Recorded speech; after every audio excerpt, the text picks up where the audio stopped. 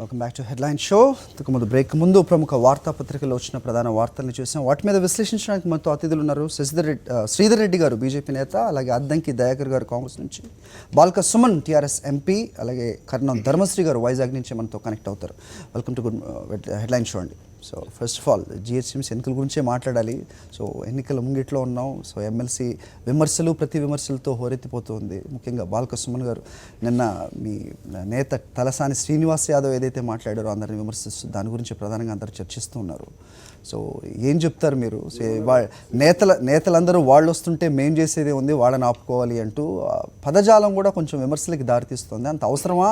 ముఖ్యంగా మీరు 12 సీట్లకి జరగబోయే ఎమ్మెల్సీ ఎన్నికల్లో మీకు ప్రతిష్టాత్మకంగా తీసుకోవాల్సిన అవసరం లేదు.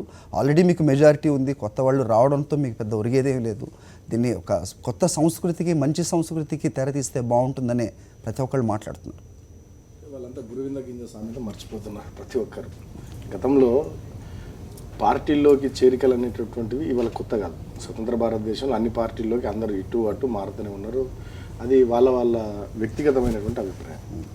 ఎవరు ఏ పార్టీలు ఉండాలి, ఏ పార్టీ సిద్ధాంతాలు నచ్చి, ఏ పార్టీ నచ్చి, ఏ పార్టీ నాయకత్వం పట్ల విశ్వాసం ఉంటే వాళ్ళు పోతూ ఉంటారు. అది వేరు విషయం. కాకపోతే ఇక్కడ తెలంగాణ కాడికి వచ్చేసరికి టీఆర్ఎస్ పార్టీలోకి చేరికలు అనేది వాళ్ళ కొత్త కాదు. కేసీఆర్ గారు ఒక్కరు సిద్దిపేట నుండి 2001 బయలుదేరినప్పుడు, అప్పుడు నేను కూడా లేని టీఆర్ఎస్లో, నేను డిగ్రీ ఫస్ట్ ఇయర్ చదువుతున్నా కోరుట్లలో, కరీంనగర్ జిల్లా. నేను కూడా 2003 తర్వాత యూనివర్సిటీకి వచ్చినాకనే ఉద్యమంలో పార్టీలో భాగస్వామి నేను. సో కేసీఆర్ గారు ఉద్యమ సందర్భంలో చాలామంది టీఆర్ఎస్ పార్టీలో కేసీఆర్ గారితో పాటు కలిసి వచ్చినారు. సో దాని తదనంతరం మేము రాష్ట్ర పునర్నిర్మాణంలో కూడా మేము చేస్తున్నటువంటి మంచి కార్యక్రమాలు, అభివృద్ధి కార్యక్రమాలు, సంక్షేమ కార్యక్రమాలు చూసి వస్తూ ఉన్నారు. సో అట్లా వస్తూ ఉన్నారు తప్పితే మేము వాళ్ళు వీళ్ళు మాట్లాడుతున్నట్టు మేము బలవంత పెడతలేము, ఏం ప్రలోభ పెడతలేము, బెదిరిస్తలేము. కానీ గతంలో జరిగింది ఏంటంటే, రాజశేఖర్ రెడ్డి గారు ముఖ్యమంత్రి ఉన్నప్పుడు ఏం జరిగిందో ప్రపంచం అంతా చూసింది. టీఆర్ఎస్ పార్టీని నిట్ట నిలువున చీల్చాలని మా 10 మంది ఎమ్మెల్యేలను తీసుకొని పోయి ఇవాళ వేసిన ఇవాళ మా కాంగ్రెస్ పార్టీ పెద్దలు చాలా మంది మాట్లాడుతూ ఉన్నారు. ఇదంతా చాలా అప్రజాస్వామికం అది అని మాట్లాడాలంతా ఆనాడు రాజశేఖర రెడ్డి గారు పక్కనే ఉన్నారు. అదే అప్రజాస్వామికం అనే మాట ఆనాడు టీఆర్ఎస్ పార్టీ నుండి 10 మంది ఎమ్మెల్యేలను రాజశేఖర రెడ్డి గారు తీసుకుపోయినప్పుడు ఒక వ్యక్తి, వాళ్ళ సదరు వ్యక్తి చాలా ఘోరంగా మాట్లాడుతారు. ఆయననైతే ఆ రోజు అన్నటువంటి స్టేట్మెంట్ నాకు బాగా గుర్తుంది. తెలంగాణ భవన్కు టూలెట్ బోర్డు పెట్టుకోవాలని మాట్లాడిన ఆయన. ఇవాళ ఆయన కూడా ఈ చేరికల్ని మేమేదో తప్పుగా చేస్తున్నామని విమర్శిస్తూ మాట్లాడారు. అంటే ఇవాళ మమ్మల్ని అట్లా అంటున్నటువంటి వాళ్ళు మీరు ఆనాడు మాట్లాడి జరిగిన సంస్కృతి, గతంలో వలసలు అనేది కొత్త కాకపోయినప్పటికీ ఇప్పుడు ఎమ్మెల్సీ ఎన్నికలకి అంత ప్రాధాన్యత అవసరం లేదు అంటే మొత్తం ప్రతిపక్షాన్ని తుడిచిపెట్టేసే యోచనలో టీఆర్ఎస్ ఉంది. మాకు అటువంటి ఆలోచనలు అసలు కాంగ్రెస్ ఉండాలి, బీజేపీ ఉండాలి, మిగతా పార్టీలు ఉండాలి, ఎవరి పనులు వాళ్ళే. మేము చాలా ఉండాలి అంటే మరి అసలు బీజేపీలో, కాంగ్రెస్లో నాయకుడే లేడు, ఒక 2 సీట్లు కూడా రావు అంటూ, అలాగే 70 సీట్లు మావే అంటూ మీరు ప్రకటిస్తున్నారు. ఇక బీజేపీ విషయం అయితే ఓట్లేసే వాళ్ళే దిక్కులేరంటూ మాట్లాడుతున్నారు. అంటే ఇది ఒక అభద్రతా భావానికి గురవుతున్నారని కొంతమంది, అలాగే ప్రతిపక్షాలు లేకుండా చేయడానికి చేస్తున్న ప్రయత్నం. మా హరీష్ రావు గారు ఒక పార్టీ జాయినింగ్ మీటింగ్లో అట్లా మాట్లాడారు. సరే, పార్టీ కార్యక్రమాలలో కార్యకర్తల్లో కానివ్వండి, మా నాయకులు ఉత్సాహం నింపడానికి సహజంగా వాళ్ళు కొన్ని మాట్లాడుతుంటారు, మేము కొన్ని, మా నాయకులు కొన్ని మాట్లాడుతుంటారు. అది వేరే విషయం. డెఫినెట్గా సీరియస్. అంటే మా నాయకుల లోపల, కార్యకర్తల లోపల, పార్టీ క్యాడర్ లోపల ఉత్సాహం నింపడానికి మేము మాట్లాడుతుంటాం. వాళ్ళ నాయకులు వాళ్ళ కార్యకర్తల లోపల ఏమైనా కార్యక్రమాలు ఉంటే పార్టీ కార్యక్రమాలు వాళ్ళు కూడా మాట్లాడుతుంటారు. అది వేరే విషయం. చేరికల విషయం కాడికి నేనేమంటున్నా స్పష్టంగా, ఇవాళ మా ప్రభుత్వం చేస్తున్న అభివృద్ధి కార్యక్రమాలు, సంక్షేమ కార్యక్రమాలు చూసి మా పార్టీలోకి వస్తూ ఉన్నారు. ఇవాళ మా తలసాని శ్రీనివాస్ యాదవ్ గారు అన్నది కూడా ఏంటంటే, ఇదేదో మేమేదో బెదిరించో భయపెట్టో తీసుకుంటున్నాం అనే కోణంలో మీరు మాట్లాడుతున్నారు. అటువంటిది ఏదైనా ఉంటే వాళ్ళని అడగండి అని వాళ్ళు అన్నారు తప్పితే వేరే రకంగా పార్టీలను కానీ ఇతరులను కానీ ఏం మాట్లాడలేము. ఏం చెప్తారు మీ పరిస్థితి? అంటే మీరు అంతర్గతంగా మీలో ఉన్న లోపాలతోటి బయటకు వెళ్ళిపోతున్నారని కూడా వినిపిస్తుంది. అది కాంగ్రెస్ పార్టీ విషయానికి వస్తే ప్రజాస్వామ్యం ఎక్కువ, ఎవరు ఎక్కడికైనా వెళ్ళొచ్చు, మా డోర్లు మళ్ళీ తెరిచే ఉంటాయి, మళ్ళీ రిటర్న్ వస్తున్నారు అని చెప్తున్నారు. కానీ అక్కడ కుదరక ఇక్కడ ఉండిపోయే వాళ్ళు ఎక్కువ, కానీ ప్రతి ఒక్కళ్ళు అటువైపు వెళ్ళడానికి మొగ్గు చూపుతున్నారు అనేది వినిపిస్తుంది. ఇప్పుడు డిఫెక్షన్ అనేది వ్యక్తిగత స్వేచ్ఛ. దాన్ని మనం రాజ్యాంగంలో చూస్తే ఎవరైనా ఎటైనా పోయే హక్కు వ్యక్తి స్వేచ్ఛ ఉంది.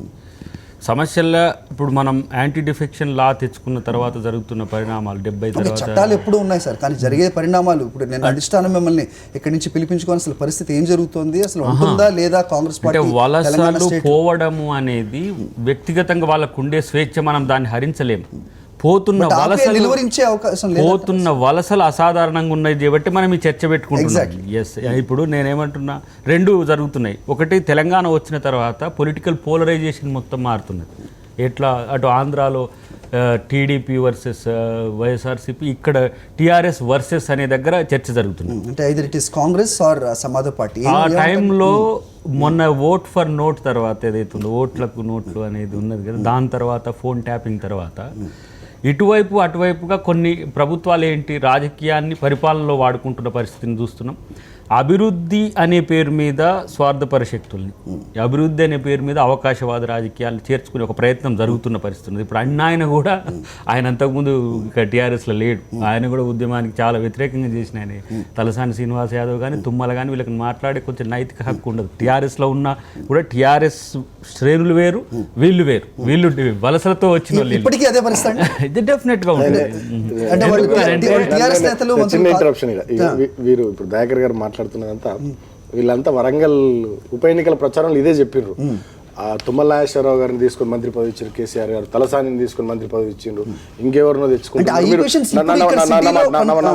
కేసీఆర్ గారికి బుద్ధి చెప్పాలని పార్టీలని ప్రచారం చేసినాయి. అయినా మాకు 4,59,000 ఓట్ల మెజార్టీ వచ్చింది. అంటే మీకు కూడా తెలియదు, మాకు కూడా తెలుసు. ప్రజలు నేను ఇదే స్టూడియోలో ఆ రోజు మాట్లాడుతున్నాం, 3 లక్షలకు పైగా వస్తుందని నేను చెప్పిన. రిజల్ట్ రాకముందు ఇక్కడనే అమర్ గారు అక్కడ ఉండి నేను ఇక్కడ ఉండి చెప్పిన 3 లక్షల పైగా వస్తుందని మేము అనుకున్నాం. సో ప్రజలు చాలా క్లారిటీతో ఉన్నారు. ప్రజలు ప్రభుత్వం చేసే మంచి కార్యక్రమాలను చూస్తూ ఉన్నారు, కేసీఆర్ గారికి మద్దతు ఉండాలని అనుకుంటా ఉన్నారు. వీళ్ళు ఎన్ని చెప్పినా వినలే, మళ్ళీ ఇప్పుడు అదే అయిపోయిందని మళ్ళీ చెప్తా ఉన్నారు. అయితే అంశం ఏంటంటే నేను చూసుకుంటే 2,500 నుంచి 3,000 మంది లీడర్లు లేరు నాకు. ఎవరు? ఎంపీటీసీలు లేరు, జెడ్పీటీసీలు లేరు, జెడ్పీ చైర్మన్ లేరు, ఎమ్మెల్యేలు లేరు, సర్పంచ్లు లేరు. ఇవన్నీ ఎందుకు అంటే నీ పార్టీలో ఉంటే నేను అభివృద్ధి చెయ్య, ఎవడైతే నా పార్టీకి వస్తాడో వానికే చేస్తా అనే ఒక ప్రయత్నం కింది నుంచి జరుగుతున్న పరిస్థితి ఒకటి ఉంటే, కింది నుంచి జరుగుతుంది మీరే చెప్తున్నారు. ఇప్పుడు నేను 4,500 ఎంపీటీసీలు ఉన్నారు, నేను వెతుక్కుంటే 1,700 మంది దొరకట్లే. ఇప్పుడు ఒకడు మైసూర్లో ఉన్నాడు, ఒకడు గోవాలో ఉన్నాడు, ఎక్కడనే ఉన్నాడు. వాడిని ప్లీజ్ గివ్ మీ అంటే ఎవడు లేడు, వాడు కిడ్నాప్ అయింది తెలియదు, ఎవడు తీసుకుపోయింది తెలియదు. సో ఈ రకమైన డెవలప్మెంట్ అనేది, ఏ రకమైన ప్రజాస్వామిక విలువలు అనేది టీఆర్ఎస్ పార్టీ ఆత్మపరిశీలన చేసుకోవాలి. కూడా చెప్తుంది. ఇంతకుముందు సుమన్ గారు మాట్లాడుతున్నట్టు వాళ్ళు చేసిందంతా మర్చిపోయి ఇప్పుడు కొత్తగా ఇదేదో వచ్చిందని మాట్లాడుతున్నారు. నేనేమంటున్నా, వాళ్లకు తీసుకునే హక్కు ఉంది, వీడు పోయే హక్కు ఉన్నది. పోతున్న తీరుని చెప్తున్నా, అక్రమ వలసల మీదే చెప్తున్నాడు. యాంటీ డిఫెక్షన్ ఉంది. ఈరోజు సుప్రీంకోర్టు కూడా అన్నది 2 నెలలు మీరు స్పీకర్ మీద నమ్మకం ముందు 2 నెలల నిర్ణయం తీసుకుంటారు అనేవి సుప్రీంకోర్టు ఒక వ్యాఖ్యను కూడా మనం గమనించాలి. పంజాబ్, హర్యానా అలాగే ఈదర్ వే నేను రాజశేఖర రెడ్డి గారు కావచ్చు, కిరణ్ కుమార్ రెడ్డి కావచ్చు, అంతకుముందు తెలంగాణ ఉద్యమానికి ద్రోహం చేయడానికి ప్రోత్సహించిన వలసల్ని టీఆర్ఎస్ పార్టీ కంటే కూడా ఎక్కువ విమర్శించిన వాళ్ళం. ఈ రకమైన అక్రమ వలసలు అవసరం లేదు. ఇలా క్లియర్ మ్యాండేట్ ఇచ్చిండ్రు టీఆర్ఎస్ పార్టీకి. ఇచ్చిన పార్టీని వదిలేసి, సహకరించిన పార్టీని వదిలేసి టీఆర్ఎస్ పార్టీకి థంపింగ్ మెజార్టీ ఇచ్చినట్టు. ఏం జరుగుతుందనే పక్కన పెడితే నేను అధిష్టానం నేను పిలిపించి ఏం జరుగుతుంది అక్కడ, అసలు కాంగ్రెస్ పార్టీ ఉంటుందా లేదా అనేది మొత్తం నివేదిక తీసుకుంది అనే ఒకటి జరుగుతున్నది. టీఆర్ఎస్ తో కాంగ్రెస్ నాయకులు, టీడీపీ నాయకులు, బీజేపీ నాయకులు ఉన్న గతంలో ఉన్న సాన్నిహిత్యాన్ని మైండ్ గేమ్తో కేసీఆర్ సక్సీడ్ అవుతున్నాడు అనేది ఇక్కడ మనం తెలుస్తున్న అంశం. కానీ ఇంత స్థాయిలో ప్రజాస్వామ్య వ్యవస్థని మనం కొలాప్స్ చేయాల్సిన అవసరం లేదు. ప్రతిపక్షాన్ని బతకని అనే ఒక అప్పీల్ మనం చేసినప్పుడు కూడా వినే పరిస్థితి లేదు. ఎందుకు అంటే ఆ అభద్రత అనేది, నేను ఏది మన ఈ సెబాస్టియన్ సంథింగ్ ఆయన ఎమ్మెల్సీ ఆ ఇన్సిడెంట్ కాంచి ఇన్సెక్యూర్ వచ్చిన పరిస్థితి ఉంది. అది ఇప్పుడు లేదు. ఇద్దరు కాకాలు, ఇద్దరు ఆంధ్ర వంటకాల్లో మరుగున పడిపోయిందనే వార్తలు కూడా నిన్న కొంతమంది మాట్లాడడం కూడా జరిగింది. మాట్లాడదాం సుమన్ గారితో. బిఫోర్ దట్ శ్రీధర్ రెడ్డి గారు, సో బీజేపీ అసలు ఓట్లు వేసే వాళ్ళు ఎవరు అనే క్వశ్చన్ కూడా రైజ్ అవుతుంది. అంటే మొన్న సుమన్ గారు ఇంతకుముందు ప్రస్తావించారు, చాలామంది చాలా మాట్లాడారు వరంగల్ ఉప ఎన్నికలకు ముందు, ఫలితాలు ఏమయ్యో తెలిసాయి, అదే రిపీట్ కాబోతుంది అంటారు. Do you agree? తెలంగాణ ఏర్పడంగానే జరిగినటువంటి జనరల్ ఎలక్షన్స్లో హైదరాబాద్లో టీఆర్ఎస్ వాళ్ళ ఓట్లు లేకుండానా మాకు లేకుండానా ఒకసారి హరీష్ రావు గారు మళ్ళీ వెనకకు పోయి రికార్డులు తెలుసుకోవాలి. ఇప్పుడు చాలామందిని, ఇప్పుడు ఈ టూరిస్టులు చాలామంది ఉన్నారు, పొలిటికల్ టూరిస్ట్. వీళ్ళందరూ ఏం చేస్తున్నారంటే, నేను నిన్న తెలంగాణ భవన్ టీ న్యూస్ పోయినప్పుడు బయట ఒక చిన్న 10x10 హోర్డింగ్ చూస్తుంటే, ఒక corporator, Jubilee hills corporator, first TDP, first BJP, తర్వాత టీడీపీ, తర్వాత కాంగ్రెసు, దానం నాగేంద్ర ఆధ్వర్యంలో బ్రహ్మాండంగా 100,000 మందిని చూసి మీటింగ్లు పెట్టేటటువంటి వ్యక్తులు మళ్ళీ అలా టీఆర్ఎస్ పార్టీలో కండో మార్చేసిండ్రు. అంటే వీళ్ళందరూ కూడా ఇంతకుముందు ఎవరు కోట్లు వేసిండ్రు అంటే, ఎన్నికలకు ముందు, ఎన్నికలప్పుడు మాకు 5 ఎమ్మెల్యేలు హైదరాబాద్లో ఉన్నారు. చుట్టుపక్కల ఒక చింతల కనకారెడ్డి గారును బహుశా పద్మారావు గారు, ఇద్దరు తప్పితే అందరూ కూడా టీడీపీ బీజేపీ ఓటేసిన వాళ్ళే, మేము కంబైన్గా పోటీ చేసినాం. మరి ఓటర్లు మాకు లేకుంటే మీరు చేసుకుంటారా, మీకు లేకుండా చేసుకుంటారా, మాకు లేకుండా చేసుకుంటారా? మేమైతే ఎవరిని ఉన్న పరిస్థితుల్లో అధికారం మీ దిక్కుంది కాబట్టి మా దగ్గర వచ్చే పరిస్థితి కూడా లేదు. కొంతమేరకు యువకులు, ఔత్సాహికులు, ప్రజాస్వామ్యం బతుకుండాలనుకునే వాళ్ళు, హైదరాబాద్ అభివృద్ధి కావాలనుకునే వాళ్ళు, ఈ మతోన్మాదులు ఎంఐఎం పార్టీ ఎవరైతే ఉన్నారో వీళ్ళందరూ రేపు పొద్దున టీఆర్ఎస్ కోటేస్తే వాళ్ళు ఎమ్మడొచ్చి గతంలో కాంగ్రెస్ పార్టీ అవకాశం ఇచ్చినట్టు వాళ్ళు మేయర్ అయ్యి ఏ రకంగా పరిస్థితులు ఉన్నాయో అటువంటి పరిస్థితులు ఐఎస్ఐకి అడ్డాగా మారుతుంది హైదరాబాద్ అనే విషయాన్ని గమనించుకొని ఇవాళ యువకులు జాయిన్ అవుతున్నారు. కానీ మరి మేము చేసుకుంటామా, మీరు చేసుకుంటారా? ఓటర్లు లేని ఎవరికి? ఉన్నోళ్ళు చేసుకుంటారా, లేని వాళ్ళు చేసుకుంటారా చెప్పండి మీరు ఒకసారి. కాబట్టి లేని వాళ్ళు చేసుకుంటారు, చేసుకొని మాకేం బాధ లేదు. ఎందుకంటే టూరిస్టులు చెప్పిన కదా, మీరు ఇంతకుముందు ఓ దగ్గర ఉన్నారు, ఇప్పుడు మీ దగ్గరకు వచ్చారు, రేపు ఇంకో దగ్గరికి పోతారు. కానీ సైద్ధాంతికంగా మీ పార్టీని నమ్మి పనిచేసిన వాళ్ళ యొక్క పరిస్థితి ఏమిటి? నిజంగా వీళ్ళందరూ సైద్ధాంతిక పరంగానే మిమ్మల్ని అభివృద్ధి కోసమని మీరు మాట్లాడుతున్నారు. ఎస్, అభివృద్ధి కోసం టీఆర్ఎస్ పార్టీ చేసే పని వాళ్ళు హర్షిస్తుండవచ్చు కాక, కానీ నిజంగా అభివృద్ధిని ఆత్మపరిశీలన చేసుకుంటే, నిజాయితీగా మాట్లాడుకుంటే, ఆత్మశోధన చేసుకుంటే అభివృద్ధి మాత్రమే కనపడి ఇంతకుముందు వాళ్ళందరూ బీజేపీ, టీడీపీ, కాంగ్రెస్లకు పోయినారా? లేకపోతే సడన్గా కాంగ్రెస్ పార్టీ అంతా బేకార్ పార్టీ అయిపోయింది, ఇప్పుడు టీఆర్ఎస్ బ్రహ్మాండం అయిపోయింది, బీజేపీ పనికిరాని పార్టీ అయిపోయింది, అధికారమే పరమావధి అధికారం. కాబట్టి నేనేమంటున్నా అంటే మీరు ఎన్ని మాటలు చెప్పినా మనం చెప్పుకోవడానికి, టీవీలలో సమర్థించుకోవడానికి, పత్రికల్లో స్టేట్మెంట్స్ మనకు వస్తుంది తప్పితే, ఇంకొద్ది అంత ప్రతిపక్ష పార్టీలో మొరలు దెబ్బడే మనకు వస్తుంది తప్పితే, వాస్తవంగా ఎవరికి వాళ్ళకి తెలుసు. హరీష్ రావు గారికి తెలుసు, కేటీఆర్ గారికి తెలుసు, మా సుమన్ గారికి తెలుసు, అందరికీ తెలుసు వీళ్ళు ఎందుకు వస్తున్నారు. ఇంకా నిజమైన పోరాట యోధులు వీళ్ళు, అధికారాన్ని అనుభవిస్తున్న వాళ్ళు వేరు. అలాంటి అసంతృప్తి లేదంటారా పార్టీలో? అంటే వచ్చిన వాళ్ళకి పీఠం వేస్తున్నారు, మిగతా అంటే నిజంగా ఉద్యమం నుంచి పోరాడిన వాళ్ళకి ఎలాంటి ఇంపార్టెన్స్ ఉందని? టీఆర్ఎస్ పార్టీ చాలా క్రమశిక్షణతో కూడుకున్నటువంటి పార్టీ మొదటి నుంచి. దీంట్లో అసంతృప్తులకు వీటికి తాగుండదు. ఒకటి. రెండోది, శ్రీధర్ గారు ఒక తీవ్రమైనటువంటి మాట అన్నారు. ఐఎస్ఐకి అడ్డాగా హైదరాబాద్ ఇవాళ లా అండ్ ఆర్డర్ విషయంలో మా ప్రభుత్వం ఎంత టఫ్గా ఉంటుందో ప్రపంచమే ఇవాళ చాలా గొప్పగా చెప్పుకుంటా ఉంది. బయట కూడా ఇతర రాష్ట్రాల్లో, ఇతర దేశాల్లో కూడా గొప్పగా చెప్పుకుంటా ఉన్నారు లా అండ్ ఆర్డర్ విషయంలో. అసలు న్యూయార్క్, సింగపూర్ల తర్వాత ఆ స్థాయిలో పోలీస్ కమాండ్ కంట్రోల్ సెంటర్ని మనం హైదరాబాద్లో కట్టుకుపోతున్నాం. దేశంలో కూడా nowhere in this country. So law and order విషయంలో ఇప్పటికి 300 కోట్ల రూపాయలు సీఎం గారు పోలీసు డిపార్ట్మెంట్కి ఇచ్చి హైదరాబాద్లో అధునాతనమైనటువంటి పోలీస్ యంత్రాంగాన్ని తీర్చిదిద్దే దిశగా కృషి చేస్తూ ఉన్నారు. చాలా టఫ్గా లా అండ్ ఆర్డర్ విషయంలో ఉంటున్నాం అనేది 18 నెలల మా పాలనలో అర్థమైంది. అసలు తెలంగాణ వచ్చే సందర్భంలో చాలామంది సీమాంధ్ర పెట్టుబడిదారులు, కొంత తెలంగాణ వ్యతిరేకులు, కొంతమంది నాయకులు తెలంగాణ రాష్ట్రం ఏర్పడితే హైదరాబాద్లో మత కలహాలు జరుగుతాయని, ఏదో అయిపోతుందని చెప్పి, ఇక్కడ నుండి పరిశ్రమలు వెళ్ళిపోతాయని చెప్పి మాట్లాడారు. నేను అదే చెప్తున్నా. ఇవాళ హైదరాబాద్లో చిన్న ఇన్సిడెంట్ కాలే, అదే కాకుండా గూగుల్ లాంటి విశ్వవిఖ్యాత సంస్థలు, అమెజాన్ లాంటి సంస్థలు, ఇవాళ డీఈషా లాంటి కంపెనీలు కూడా హైదరాబాద్లో పెట్టుబడులు పెట్టబోతున్నాయి. ఫార్మా రంగము, ఏరోస్పేస్, డిఫెన్స్ రంగాల్లో పెద్ద ఎత్తున పెట్టుబడులు వస్తూ ఉన్నాయి. అదంతా మీరు ఆహ్వానించాలి. ఇది ఎవరికి అడ్డా కాదు, ఇది పెట్టుబడిదారులకు కానీ, అదేవిధంగా ఇంకా చాలా మంది ఇన్వెస్టర్స్ కానీ స్వర్గధామంగా హైదరాబాద్ మారబోతా ఉంది. అయితే రెండో విషయం, వారు ఎంఐఎం తోని పొత్తు అని అన్నారు. దాంట్లో కూడా మా పార్టీ చాలా క్లారిటీతో ఉంది. టీఆర్ఎస్ పార్టీకి జిహెచ్ఎంసీ ఎన్నికల్లో ఏ పార్టీతో పొత్తు ఉండదు. వీరు అనవసరంగా మేమెవరితో పొత్తు పెట్టుకుంటాం, మేమెవరితో కలిసిపోతాం అనేటట్టుగా బీజేపీ వాళ్ళు మాట్లాడుతూ ఉన్నారు.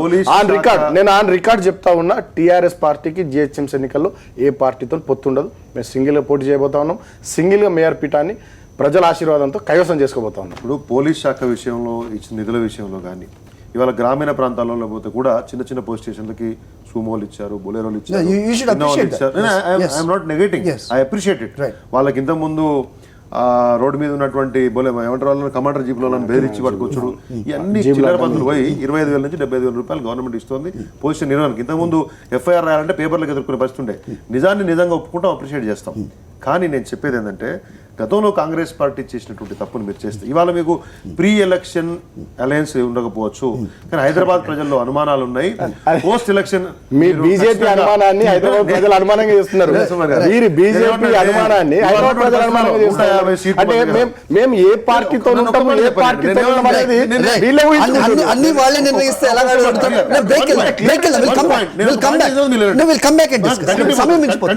ఏమంటే ఈ 150 సీట్లలో 40-50 సీట్లలో వాళ్ళ ప్రమేయం ఉంటుంది కాబట్టి ఖచ్చితంగా ఉన్నటువంటి పరిస్థితులలో టీఆర్ఎస్కు మొత్తం సీట్లు రాలేవు కాబట్టి మెజారిటీ రాలేవని మీరే ఎంఐఎం తో ఉండే పరిస్థితి శ్రీధర్ ఉంటుందేమో. గారు ఇవాళ రాలేవని ఒకటి- మీరే అంటే అంటారు. సర్వేలు 70 వస్తాయి, 70 సీట్లు వస్తాయని సర్వేలు చెప్తున్నారు. తెలుస్తుంది. 40 సీట్లు ఎంఐకి, 70 సీట్లు. ఫిరాయింపులే పూర్తి కాలే ఎక్కడ సర్వే 110 కూడా వస్తుండొచ్చు. ఎందుకు తొందరపడుతున్నారు? positive వాతావరణం 80కి ఎందుకు? నేనేమంటున్నా అంటే మా మీ సోదరులంతా ప్రయత్నాలు నేను కానట్లేదు సుమన్ గారు. ఒకటే పాయింట్. మా సోదరులంతా ఇవాళ టిఆర్ఎస్ పార్టీ ఎదుగుదలను హైదరాబాద్ లో వాళ్ళు తట్టుకోలేకపోతున్నారు. నేనేం లేదు. సింగిల్ లార్జెస్ట్ మీరు- పార్టీగా మీరు- మారి మీరు ఎదగండి. జాతీయ రైట్ కైవసం చేసుకుంటున్నారు. మార్పు ఎవరెవరితోనో సంబంధాలు అంటగడతా ఉన్నారు. నేను చెప్పేది ఒకటే పాయింట్ చెప్పిన తర్వాత మీరు క్లోజ్ చేయండి. నేనేమంటున్నా అంటే ఇవాళ ఉన్నటువంటి వాతావరణంలో, దేశంలో వాతావరణంలో, అంతర్జాతీయ ఉగ్రవాద వాతావరణంలో ISIS కి సానుభూతి పరులుగా వాళ్ళ యొక్క సోషల్ మీడియా కంటెంట్ చూసే వాళ్ళు ఎక్కువగా హైదరాబాద్ నుంచి ఉన్నటువంటి ఒక You can't deny this. Intelligence వచ్చింది You నిన్న. cannot deny this. కాబట్టి ఇవాళ అటువంటి మతోన్మాదులకు సపోర్ట్ చేసేటటువంటి భావజాలు ఉన్నటువంటి పార్టీలకు మీరు ఎక్కడ రేపు వంత పాడుతారనే భయం మాత్రం సమస్య ప్రజల్లో లేదు. ఉంది. Right, మేము right. నిజంగా మాట్లాడదాం. We'll get into this before that. కర్ణం ధర్మశ్రీ గారు కూడా ఉన్నారు. ఆయనతో మాట్లాడే ముందు ప్రధాన అంశాలు ఉన్నాయి ఆంధ్రప్రదేశ్కి సంబంధించి. అంతకంటే ముందు చిన్న బ్రేక్ తీసుకుందాం. Let's take a very short break in headline show.